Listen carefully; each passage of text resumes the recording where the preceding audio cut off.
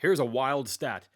No rider that is going to line up on the gate in the 450 class for this weekend's Daytona Supercross has ever won the Daytona Supercross before. Yep, there's going to be a first-time winner at the World Center of Racing Monster Energy AMA Supercross headed to Florida this weekend. And the reason why? Well, it's pretty obvious. The dominator of Daytona is Eli Tomac. He's taken the lion's share of the wins over the last decade, but he's out with injury, as is last year's winner, Jet Lawrence. And the last winner beyond those two is Justin Brayton, who's retired and hosting the Race Day Live qualifying show.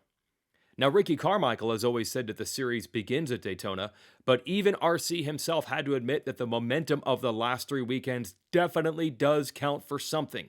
And that momentum is clearly on the side of Cooper Webb, 2-1-1 at the last 3 races, sole possession of the point lead now, while Chase Sexton has had 3 races he'd like to have back.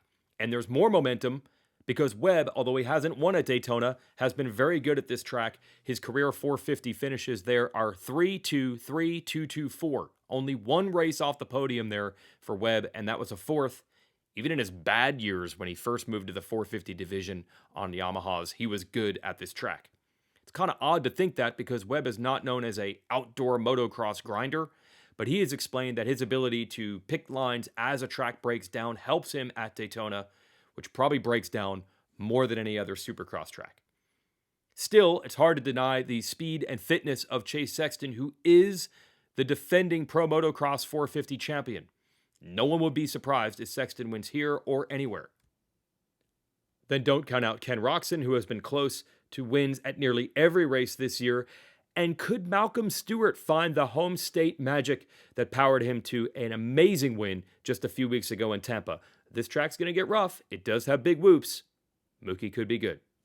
Let's learn more about the racetrack. Let's send it to Jason Thomas, who has raced at Daytona many, many times. Daytona is always the most unique round of the Monster Energy Supercross series, and when you look at the track, it's not hard to figure out why.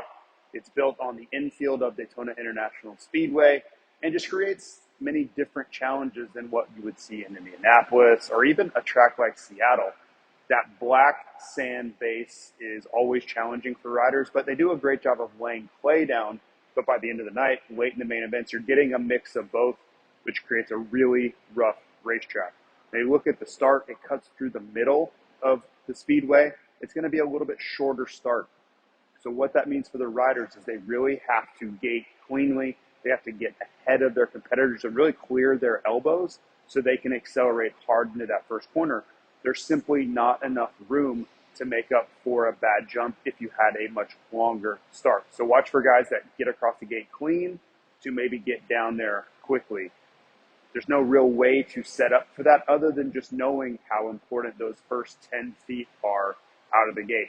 Now, when you look at the layout itself, it's a faster Daytona than we have seen in some years. We've had this tendency to add a lot of switchbacks and slow the racetrack down. Not so much for 2025. A lot of fast straightaways. You look at some of the rhythm sections go the length of the speedway. So watch for average speeds to be a little bit higher.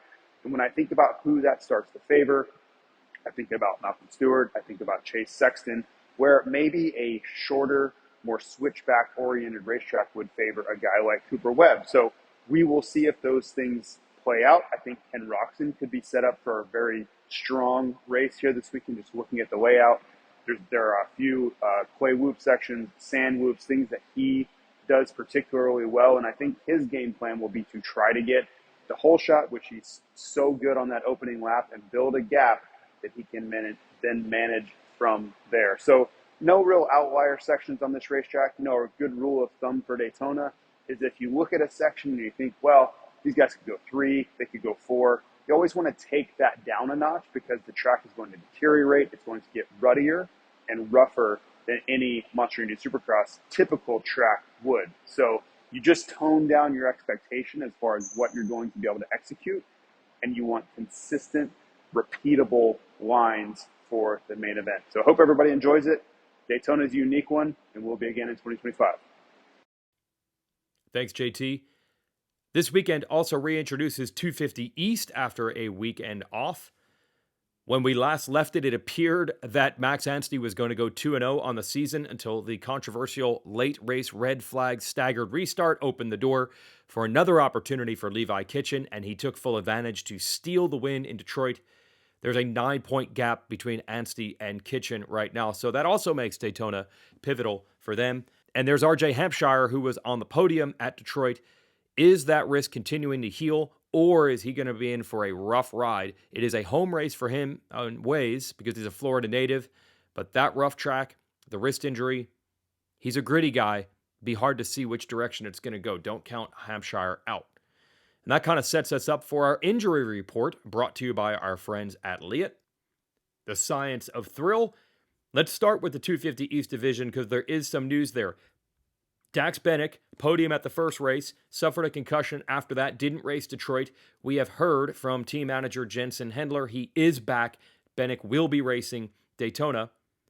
And his teammate Nate Thrasher, broken finger, gutted it out at Detroit, actually got surgery after that and will be racing Daytona. Yes, Thrasher is back for Daytona. Matty Jorgensen missed Tampa with a broken hand. He's back for Daytona. Lorenzo Locurcio broke his finger during qualifying in Daytona. He is back. Cameron McAdoo had a big crash that caused the red flag restart in Detroit, but he will be racing Daytona. A couple other riders are out. Pierce Brown out for the rest of Supercross, we presume, with a fractured T5 vertebrae while leading the main event in Tampa. Casey Cochran has recently been released to ride after a broken femur in the offseason, but he's not racing Daytona. That was a big injury for him. Nick Romano has a knee injury. He continues to race. Not sure if he's going to line up this weekend. We'll find out. Devin Simonson out with a wrist injury. Carter Stevenson suffered a concussion in Tampa. He is back to race Daytona.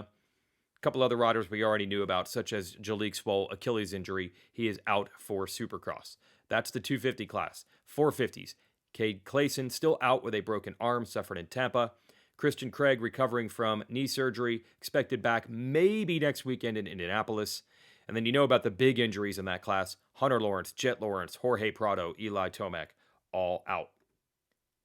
But hopefully you're in despite the huge injuries at the top of the charts.